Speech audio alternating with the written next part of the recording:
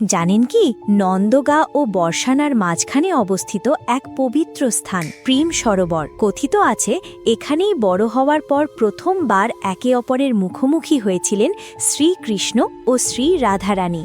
এ ছিল তাদের জীবনের প্রথম দেখা, প্রথম মিলন। সেই দিন কৃষ্ণ এসেছিলেন তার সখাদের সঙ্গে, আর রাধারানী এসেছিলেন তার প্রিয় সখীদের নিয়ে। যেই মুহূর্তে কৃষ্ণ প্রথমবার রাধারানীর দিকে তাকালেন, তার অবস্থা ভাষায় প্রকাশ করা অসম্ভব হয়ে উঠল। রাধাকে দেখা মাত্রই কৃষ্ণের হাত থেকে খসে পড়ল বাঁশি, মাথার মুকুট খুলে গেল, গায়ের পীতাম্বর মাটিতে লুটিয়ে পড়ল, শরীর ঘামে ভিজে উঠল, চোখ ঝাপসা হয়ে এলো। তিনি প্রায় জ্ঞানশূন্য হয়ে পড়লেন।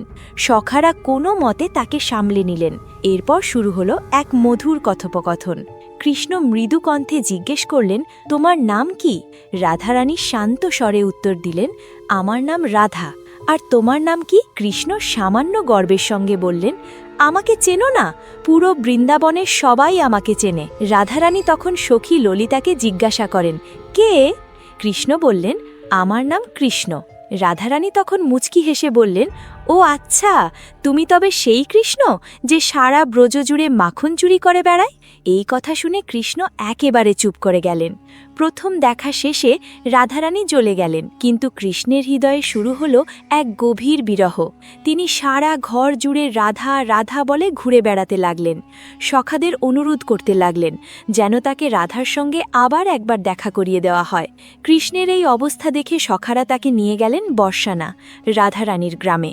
বর্ষানায় পৌঁছে কৃষ্ণ রাধারানীর প্রাসাদের বাইরে প্রখর রোদের মধ্যে দাঁড়িয়ে অপেক্ষা করতে লাগলেন।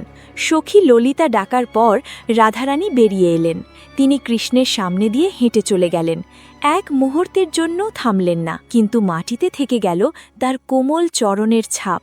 রাধারানী চলে যাওয়ার পর শ্রীকৃষ্ণ নিঃশব্দে এগিয়ে এসে নিজের পীতাম্বর দিয়ে সেই কোমল চরণ ছাপগুলো ঢেকে দিলেন।